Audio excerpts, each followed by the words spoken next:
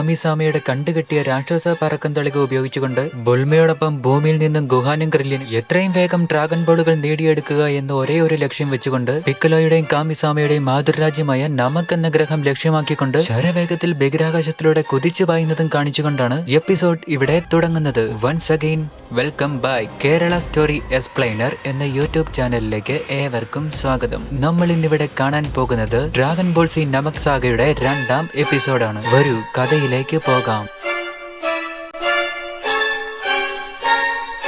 കുറച്ചു ദിവസങ്ങളായി ബഹിരാകാശത്തുകൂടെ യാത്ര തുടർന്നുകൊണ്ടിരിക്കുന്ന ബുൽമ കണ്ണു തുറന്നുകൊണ്ട് ഉറക്കമൊഴിഞ്ഞ് എഴുന്നേൽക്കുന്നതും കാണിച്ചുകൊണ്ടാണ് ഈ എപ്പിസോഡ് ഇവിടെ തുടരുന്നത്. അങ്ങനെ 7 ദിവസങ്ങൾ കഴിഞ്ഞു പോയിരിക്കുകയാണ്. ഇനിയും ഒരു 20-25 ദിവസം കൂടെ നമ്മൾ കാത്തിരിക്കേണ്ടതുണ്ട് എന്ന് പറഞ്ഞുകൊണ്ട് ബുൽമ മുന്നിലേക്ക് നോക്കുമ്പോൾ ഗുഹാനും ക്രില്ലിനും കൂടി അവരുടെ ഏകീകൃത മനസ്സിന്റെ ശക്തി ഉപയോഗിച്ചുകൊണ്ട് അവരുടെ അന്തർമനസ്സിനുള്ളിൽ പരസ്പരം ആക്രമണങ്ങൾ ചെയ്തുകൊണ്ട് പരിശീലനം സിദ്ധിച്ചുകൊണ്ടിരിക്കുന്നതാണ് നമ്മൾ കാണുന്നത്. ക്രില്ലിൻ മാരകമായ രീതിയിൽ പലതരത്തിലുള്ള അടിതൊടി പ്രഹരങ്ങൾ ഗുഹാന് നൽകുവാൻ ശ്രമിച്ചുകൊണ്ടിരിക്കും. അതിവിദഗ്ധമായ രീതിയിൽ തടകുട വിദ്യകൾ ഉപയോഗിച്ചുകൊണ്ട് ഗുഹാൻ അതിൽ നിന്നെല്ലാം ഒഴിഞ്ഞു മാറുന്നതും തോൽവി സമ്മതിച്ചു കൊടുക്കാനൊക്കാത്ത ക്രില്ലിയൻ കാറ്ററിംഗ് ബുള്ളറ്റ്, ഡിസ്ട്രക്ഷൻ ഡിസ്ക്, കാമേഹാമേഹ മുതലായ ഭയാനകമായ അറ്റാക്കുകൾ ഗുഹാന് നേരെ പ്രയോഗിക്കുന്നതും അതെല്ലാം കണ്ട് ഗുഹാൻ ഒരു നിമിഷത്തേക്ക് പേടിച്ചു വിറയ്ക്കുന്നുണ്ടെങ്കിലും പെട്ടെന്ന് വളരെയധികം ദേഷ്യം വരുന്ന ഗുഹാൻ വളരെ ദേഷ്യത്തോടുകൂടി സ്പെഷ്യൽ ബീം ക്യാനോൺ എന്ന് ഉറക്കെ അലറുകയും പിക്കലോയുടെ മാരകമായ അറ്റാക്ക് ക്രില്ലിന് നേരെ അയക്കുകയും ചെയ്യുന്നു. അതിൽ പരാജയപ്പെടുന്ന ക്രില്ലിന് ബോധം വീഴുകയും ഗുഹാൻ ഉണരുകയും ചെയ്യും. അതെല്ലാം കണ്ടുകൊണ്ട് നിൽക്കുന്ന ബുൽമ,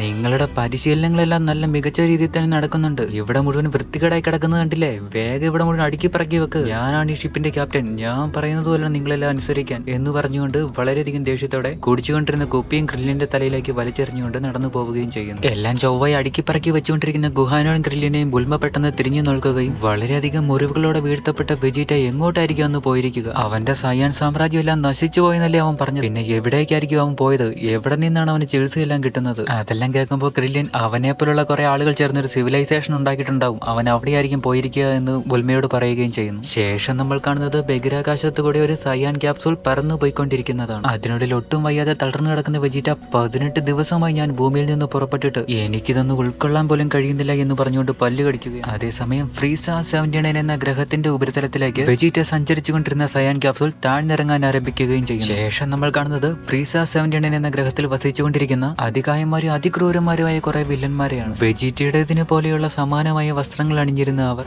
യൂണിവേഴ്സൽ എംപറർ എന്നറിയപ്പെടുന്ന പ്രപഞ്ചത്തിലെ മുഴുവൻ പ്ലാനറ്റുകളെയും കീഴടക്കി നശിപ്പിച്ചുകൊണ്ട് വന്നിരിക്കുന്ന അതീവ ക്രൂരനും അതിരുറ്റ ശക്തിയുള്ളവനുമായ ഫ്രീസ എന്ന കൊടും ക്രൂര വില്ലന്റെ ഒളിത്താവള ഇടക്കാല സങ്കേതത്തിലേക്കാണ്. അവിടെ പണ്ട് താമസിച്ചിരുന്ന മുഴുവൻ ആൾക്കാരെയും കൊന്നുകൂട്ടിക്കൊണ്ട് ഫ്രീസ അവന്റെ സൈന്യത്തിലെ ആളുകളെ മുഴുവൻ അവിടെ വിന്യസിക്കുകയും ഫ്രീസയുടെ ആർമിയായി ഉണ്ടാക്കി അവിടം പ്രപഞ്ചത്തിലെ ഫ്രീസ ആർമിയുടെ ഒരു ബേസായി ഉപയോഗിക്കുകയും ചെയ്യുന്നു. അത്തരത്തിലുള്ള കൊടും ക്രൂരന്മാരായ വില്ലന്മാരുടെ ഫ്രീസ സൈന്യത്തിലെ ഒരു അംഗമായിരുന്നു വെജിറ്റയും. ഫ്രീസ 79 എന്ന ഗ്രഹത്തിലുള്ളവർക്ക് അവർക്ക് നേരെ എന്തോ വളരെ വലിയൊരു ആപത്ത് വരുന്നതായി റെഡ് സിഗ്നൽ വരികയും അലാറം മുഴങ്ങുന്നത് കേട്ട് എന്ത് അപകടമാണ് എന്ന് അവർ വന്ന് ചെക്ക് ചെയ്യുമ്പോഴേക്കും വരുന്നത് വെജിറ്റ സാമയുടെ വണ്ടിയാണ്. അദ്ദേഹം ഇങ്ങോട്ടേക്ക് വരുന്നുണ്ട് എന്നും പറഞ്ഞ് അവരെല്ലാം ഓടി അതിന്റെ പ്രവേശന കവാടത്തിലേക്ക് ഓടി ചെല്ലുകയും താഴെ വന്നിറങ്ങുന്ന വെജിറ്റയുടെ ക്യാപ്സൂൾ എല്ലാവരും നോക്കി നിൽക്കുകയും ചെയ്യുന്നു. വെജിറ്റ ക്യാപ്സൂളിൽ വന്നിറങ്ങിയിട്ടും പുറത്തിറങ്ങി വരാത്തത് എന്താണെന്ന് മനസ്സിലാക്കാത്ത അവർ അതിന്റെ അടുത്തേക്ക് ചെന്ന് നോക്കുകയും അതിന്റെ അടുത്തേക്ക് വന്ന് നോക്കുമ്പോൾ അവർ കാണുന്നത് വളരെ പൈശാചികമായ രീതിയിൽ അടിപറ്റി കിടക്കുന്ന വെജിറ്റയെയാണ്. വളരെ പെട്ടെന്ന് തന്നെ അവർ വെജിറ്റയുടെ ക്യാപ്സൂൾ ഓപ്പൺ ചെയ്തുകൊണ്ട് വെജിറ്റയെ കൊണ്ട് ഒരുതരം ലിക്വിഡ് ഒഴിച്ചിട്ടുള്ള ചില്ലറയ്ക്കുള്ളിൽ വെജിറ്റയെ പൂട്ടി വെക്കുകയും ചെയ്യും. വളരെ വേഗം തന്നെ ഇവൻ ആരോഗ്യം വീണ്ടെടുക്കുക എന്ന് പറഞ്ഞ് അവർ പരസ്പരം സംസാരിക്കുകയും ചെയ്യുന്നു. ആ ലിക്വിഡിന്റെ വൈദിക ശക്തിയാൽ വെജിറ്റ വളരെ വേഗത്തിൽ ഗുണപ്പെടുകയും ബോധത്തിലേക്ക് തിരികെ വരുന്ന വെജിറ്റയെ ഫ്രീസയുടെ അടിയാൽ ചില്ലറ തുറന്നുകൊണ്ട് വെജിറ്റയെ പുറത്തേക്ക് എടുക്കുകയും ചെയ്യുന്നു. ആരോഗ്യം മുഴുവൻ വളരെ നന്നായി വീണ്ടെടുക്കുന്ന വെജിറ്റ വളരെയധികം ദേഷ്യത്തോടെ മുന്നോട്ടിറങ്ങി നടക്കുമ്പോൾ എനിക്ക് നിന്റെ വാല് മാത്രം റീജനറേറ്റ് ചെയ്യാൻ സാധിച്ചില്ലെന്ന് വെജിറ്റയോട് സർബാൻ പറയുകയും അത് സാരമില്ല, അത് തന്നെ വളർന്നോളൂ എന്ന് പറഞ്ഞുകൊണ്ട് വെജിറ്റ നടന്നു നീങ്ങുകയാണ്. അതേസമയം ആരോഗ്യം മുഴുവൻ വീണ്ടെടുത്ത വെജിറ്റയ്ക്ക് അവൻ മുന്നത്തതിനേക്കാളും വളരെയധികം ശക്തനായി മാറിക്കഴിഞ്ഞു എന്ന് ബോധ്യപ്പെടുകയും ചെയ്യുന്നു. ശേഷം മലാഗ് എന്നൊരു ഫ്രീസയുടെ അടിയാൾ വന്നിട്ട് ഇത് സൂപ്പർ സ്ട്രോങ് റബ്ബർ കൊണ്ടുണ്ടാക്കിയ കവചങ്ങളാണ് എന്ന് പറഞ്ഞുകൊണ്ട് വെജിറ്റയ്ക്ക് പുതിയൊരു വസ്ത്രം കൊടുക്കുകയാണ്. അതണിഞ്ഞുകൊണ്ട് നിൽക്കുന്ന വെജിറ്റയോട് ഭൂമിയിൽ എന്താണ് സംഭവിച്ചതെന്ന് അയാൾ തിരക്കുമ്പോൾ പെട്ടെന്ന് വെജിറ്റയുടെ മനസ്സിലേക്ക് കായോകൈൻ ഫോമിൽ നിന്ന് ഗോക്കു വെജിറ്റനെ ഇടിച്ച് രക്തം തൂപ്പിച്ചതാണ് ഓർമ്മയിലേക്ക് വരുന്നത്. അന്നേരത്തിന് അവസാനം ദേഷ്യം വരുന്ന വെജിറ്റ ഫ്രീസർ സാമ ഇവിടെ ഇല്ല എന്ന് തിരക്കുമ്പോൾ അദ്ദേഹം മറ്റൊരാവശ്യത്തിനായി വേറൊരു ഗ്രഹത്തിലേക്ക് പോയേക്കുകയാണെന്ന് മറുപടി പറയുകയാണ്. എന്നിട്ട് കെവി സാമ നിന്നെ ട്രെയിനിങ് റൂമിലേക്ക് ചെല്ലാൻ തിരക്കുന്നുണ്ടോ എന്ന് വെജിറ്റയോട് പറയുകയും വെജിറ്റയ്ക്ക് കണ്ണിൽ വെക്കുവാൻ എനർജി മീറ്റർ കൊടുക്കുകയും ചെയ്യുന്നു. എന്നാൽ ഇതുകൊണ്ട് യാതൊരു ഗുണവുമില്ല എന്ന് പറഞ്ഞുകൊണ്ട് വെജിറ്റ എനർജി മീറ്റർ വാങ്ങാതെ അവിടെ നിന്നും കടന്നു പോവുകയാണ്. വെജിറ്റ വളരെയധികം ശക്തനായതിനാൽ തന്നെ അവിടെ ഉണ്ടായിരുന്ന ഫ്രീസയുടെ അടിയാളുകൾ ഒരുവിധം എല്ലാവരും തന്നെ വെജിറ്റനെ കണ്ടു ഭയപ്പെടുകയാണ്. പെട്ടെന്ന് വെജിറ്റയുടെ മുന്നിലേക്ക് വരുന്ന കെവിസാമ ഭൂമിയിലെ കാര്യം ഞാൻ ഇപ്പോഴാണ് അറിഞ്ഞത്, നീ അത് ഭസ്മമാക്കാൻ തിരികെ പോവുകയാണെന്ന് ചോദിക്കുമ്പോൾ അതിനു മുന്നേ എനിക്ക് വേറൊരു പണിയുണ്ട്, ഞാൻ പ്ലാനറ്റ് നമക്കിലേക്ക് പോവുകയാണെന്ന് വെജിറ്റ പറയുകയാണ്. എന്നാൽ കെവിസാമ വളരെ ശക്തന്മാരെന്ന് സ്വയം അഹങ്കരിച്ചുകൊണ്ടിരുന്ന നിന്റെ സയാൻ തോഴന്മാരെ നാപ്പയെ റാഡിസിനെയും ഇത്ര കൊടൂരമായി കൊന്നു കളഞ്ഞത് ആരാണ് എന്ന് ചോദിച്ച് വെജിറ്റയുടെ തോളിലേക്ക് കൈകൊണ്ട് പിടിക്കുക. എന്നെ ഓർക്കുമ്പോൾ ഫ്രീസർ സാമയ്ക്ക് വളരെയധികം നാണക്കേടാണ് എന്ന് പറഞ്ഞ് വെജിറ്റനെ വളരെയധികം കളിയാക്കുകയാണ്. എന്നാൽ വളരെ ദേഷ്യം വരുന്ന വെജിറ്റ എന്റെ തോളിൽ നിന്ന് നീ ഇപ്പോൾ കൈയെടുത്തില്ലെങ്കിൽ നിന്റെ ശവമായിരിക്കും ഇനി ഇവിടെ കിടക്കുന്നത്. എന്നോട് ചോദിക്കാൻ ഇവിടെ ഇപ്പൊ ഫ്രീസർ സാമ പോലുമില്ല. അത് കേൾക്കുന്ന കെവിസാമ പേടിച്ച് വെജിറ്റയുടെ തോളുകളിൽ നിന്ന് കൈയെടുക്കുകയാണ്. ഫ്രീസർ സാമ അമരത്വം നേടുവാനുള്ള പാതയിലേക്ക് വളരെ സന്തോഷത്തോടുകൂടി പോയിക്കൊണ്ടിരിക്കുകയാണെന്ന് കെവിസാമ വെജിറ്റയോട് പറയുമ്പോൾ ആ ഫ്രീസർ പ്ലാനറ്റ് നമക്കിലേക്കാണോ പോയിരിക്കുന്നത് എന്ന് കെവിയോട് തിരക്കുന്നു. അവൻ ഡ്രാഗൺ ബോളുകൾ തേടി പോയതാണ് എന്ന് കെവിസാമ പറയുന്നത് കേൾക്കുന്ന വെജിറ്റയ്ക്ക് വളരെയധികം ദേഷ്യം വരികയും ഞങ്ങൾ എനർജി മീറ്ററിൽ സംസാരിച്ചത് അയാൾ കേട്ടിട്ടുണ്ടാവും, അയാൾ നേടുന്നതിന് മുന്നേ ആ ഡ്രാഗൺ ബോൾ എനിക്ക് സ്വന്തമാക്കണം, ഞാൻ നമക്കിലേക്ക് പോകുന്നു പറഞ്ഞ് വളരെ വേഗത്തിൽ വെജിറ്റ അവിടെ നിന്ന് ഓടുകയും പോകുന്ന വഴിക്ക് മാലക്കൻ അടിയാളുടെ കയ്യിരിക്കുന്ന എനർജി മീറ്റർ തട്ടിപ്പറിക്കുകയും ഓടിപ്പോയി ക്യാപ്സൂളിനുള്ളിൽ കയറിയിരുന്ന പ്ലാനറ്റ് നമക്കനിലേക്ക് യാത്ര തിരിക്കുകയും ചെയ്യുന്നു. ഏയ് ഫ്രീസ, നിങ്ങളെ ഞാൻ അതിന് അനുവദിക്കുകയില്ല, അത് എനിക്ക് വേണം സ്വന്തമാക്കാൻ എന്ന് പറഞ്ഞ് വെജിറ്റ വളരെയധികം ദേഷ്യത്തോടെ പ്ലാനറ്റ് നമക്കിലേക്ക് പുറപ്പെടുകയാണ്. ശേഷം ഭൂമിയിൽ ആശുപത്രിയിൽ കൂടി നടന്നു വന്നുകൊണ്ടിരിക്കുന്ന നേഴ്സ് ഗോകുവിന്റെ മുറിയിൽ നിന്ന് ശബ്ദം കേട്ട് അകത്തു വന്ന് നോക്കുമ്പോൾ ഗോകു വളരെ കഠിനമേറിയ രീതിയിൽ പരിശീലനം ചെയ്തുകൊണ്ടിരിക്കുന്നതാണ് കാണുന്നത്. അത് കാണുന്ന നേഴ്സിന് വളരെയധികം ദേഷ്യം വരികയും നീ ഇങ്ങനെയൊന്നും ചെയ്യാൻ പാടില്ല, നിന്റെ ശരീരത്തിന് അത് വളരെ ദോഷമാണെന്ന് പറഞ്ഞ് വിലക്കുകയും എന്നാൽ അതെല്ലാം നിരസിച്ചുകൊണ്ട് വീണ്ടും പരിശീലനം തുടങ്ങുന്ന ഗോകുവിനെ കണ്ടുകൊണ്ട് ഡോക്ടർ അവിടേക്ക് വരികയും നീ ഇങ്ങനെയൊക്കെ ചെയ്യാനാണ് പ്ലാനെങ്കിൽ നിന്നെ ഇപ്പോൾ ഞാൻ ആശുപത്രിയിൽ നിന്ന് ചവിട്ടി പുറത്താക്കുമെന്ന് പറയുകയാണ്. അത് കേൾക്കുന്ന ഗോകു അടങ്ങി ഒതുങ്ങിയിരിക്കാൻ തയ്യാറാവുകയാണ്. ശേഷം നേഴ്സും മാസ്റ്റർ റോഷിയും കൂടി ഗോകുവിനെ എടുത്ത് മെത്തയിൽ കിടക്കുന്നു. ശേഷം ഗുഹാനെ ഓർത്തുകൊണ്ട് വളരെ വിഷമത്തോടുകൂടി ആകാശത്തോട്ട് നോക്കി നിൽക്കുന്ന ചേച്ചിയാണ് നമ്മൾ കാണുന്നത്. എനിക്കൊരു മെസ്സേജ് പോലും നീ അയച്ചില്ലല്ലോ, ഭദ്രമായി നീ തിരിച്ചു വരണേ മോനെ എന്നും പറഞ്ഞ് ചേച്ചി സങ്കടപ്പെട്ട് അവിടെ നിൽക്കുന്നു. അതേസമയം 34 ദിവസം പിന്നിട്ട് പോവുകയും പ്ലാനറ്റ് നമക്കിന് മുന്നിലേക്ക് ബുൾമയും കൂട്ടുകാരും വന്നെത്തുകയും ചെയ്യുന്നു. ശേഷം ബുൾമ സുരക്ഷിതമായിട്ട് ആ പേടകം പ്ലാനറ്റ് നമക്കിനിലേക്ക് താഴ്ന്നിറക്കുന്നു. എന്നിട്ട് ബുൾമ ഞാനിവിടുത്തെ അന്തരീക്ഷം ഒന്ന് ചെക്ക് ചെയ്യട്ടെ, ഇവിടെ ഓക്സിജൻ ഒന്നും കാണാൻ വഴിയില്ല എന്ന് പറഞ്ഞുകൊണ്ട് ബുൾമ സംസാരിച്ചിട്ട് മുന്നോട്ട് നോക്കുമ്പോൾ കാണുന്നത് ബുൾമ പറഞ്ഞ് ഒന്നും തന്നെ ശ്രദ്ധിക്കാതെ ക്രില്യനും ഗുഹാനും ആ പേടകത്തിൽ നിന്ന് താഴെ ഇറങ്ങി ആ പ്ലാനറ്റിൽ ചെന്ന് നിൽക്കുന്നതാണ്.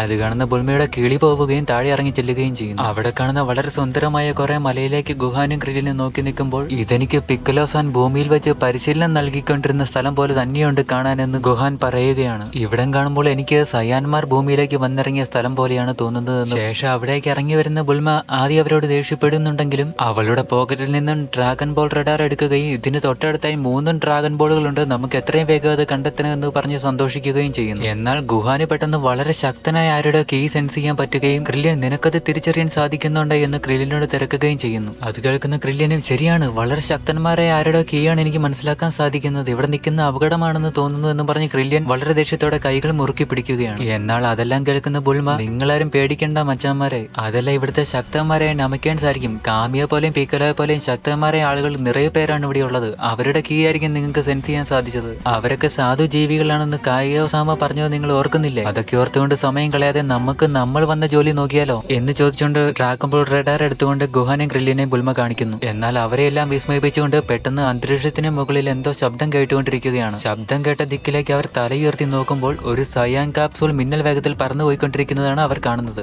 അത് കാണുന്ന ബുൾമയെ അലറി വിളിക്കുകയും ക്രില്യൻ ഒരു നിമിഷം ഇല്ലാണ്ടാവുകയും ചെയ്യുന്നു. എന്നിട്ട് ക്രില്യൻ ഗുഹാൻ നീ തയ്യാറായി നിന്നു, ഇതാ വെജിറ്റ തന്നെയായിരിക്കും, അവൻ ഉറപ്പായി ഇങ്ങോട്ടേക്കായിരിക്കും വരാൻ പോകുന്നത് എന്ന് പറയുമ്പോഴത്തേനും ബുൾമ ഇത്ര വേഗം അവന്റെ മുറിവുകളെല്ലാം ശരി, അവൻ ആരോഗ്യം വീണ്ടെടുത്തോ എന്നും പറഞ്ഞ് അതിശയപ്പെടുകയും ചെയ്യുന്നു. ക്രില്യൻ വളരെയധികം ദേഷ്യത്തിൽ പല്ലു അടിച്ചുകൊണ്ട് നിൽക്കുകയാണ്. ഉറപ്പായ വെജിറ്റയ്ക്കും ഡ്രാഗൺ ബോളുകളെ കുറിച്ച് എല്ലാം അറിയാലോ, അവൻ ഈ നമക്കിലേക്ക് വന്ന് ആ ഡ്രാഗൺ ബോളുകൾ കരസ്ഥമാക്കാനാണ് എന്ന് പറയുന്നത് കേൾക്കുമ്പോഴത്തേനും ബുൾമ നമുക്കിനി ഇവിടെ നിൽക്കണോ, നമ്മൾ വന്ന പ്രതീക്ഷകളെല്ലാം ഇല്ലാണ്ടായില്ലേ, നമുക്കിതിൽ കയറി എത്രയും വേഗം തിരിച്ച് ഭൂമിയിലേക്ക് തിരികെ പോകാം, അതായിരിക്കും നമ്മുടെ ജീവന് നല്ലത് എന്ന് പേടിച്ച് വിറച്ച് പറയുകയാണ് ചെയ്യുന്നത്. എന്നാൽ അത് കേൾക്കുന്ന ക്രില്യൻ ഞാനും ഗുഹാനും ഇവിടെ നിന്നോളാം, നീ എത്രയും വേഗം ഭൂമിയിലേക്ക് തിരികെ പോകാൻ നോക്ക്, എങ്ങനെയെങ്കിലും ഗോകുവിനെ കൂട്ടിക്കൊണ്ട് തിരികെ ഇങ്ങോട്ടേക്ക് വാ, അതായിരിക്കും നല്ലതെന്ന് ബുൾമയോടും പറയുന്നു. ശരിയാണ്, ഞാൻ തിരികെ പോകായിരുന്നു, പക്ഷെ അങ്ങോട്ടേക്ക് 1 മാസം ഇങ്ങോട്ടേക്ക് 1 മാസം, ഈ 2 മാസം എന്ന് എത്ര ദിവസമാണ് നിനക്കൊക്കെ അറിയാം, ഞാൻ ഒറ്റയ്ക്ക് ഇതിന്റെ അകത്ത് തന്നെ ആകാശത്തോടെ കറങ്ങി നടക്കുക, എനിക്കെന്താടാ പ്രാന്താണോ എന്ന് ചോദിച്ച് ക്രില്ലിനോട് വളരെ ഉച്ചത്തിൽ അലറുകയും ചെയ്യും. ശേഷം നമ്മൾ കാണുന്നത് സയാൻ വെജിറ്റ ഭൂമിയിൽ വന്നിറങ്ങിയതുപോലെ തന്നെ സയാൻ സ്പേസ് ഷിപ്പ് വന്ന് വീണിടത്ത് വളരെ വലിയൊരു കിടങ്ങ് രൂപപ്പെടുകയും ക്യാപ്സൂളിന്റെ വാതിലുകൾ തുറന്നു കിടക്കപ്പെടുകയും ചെയ്യുന്നതാണ്. പെട്ടെന്ന് വെജിറ്റ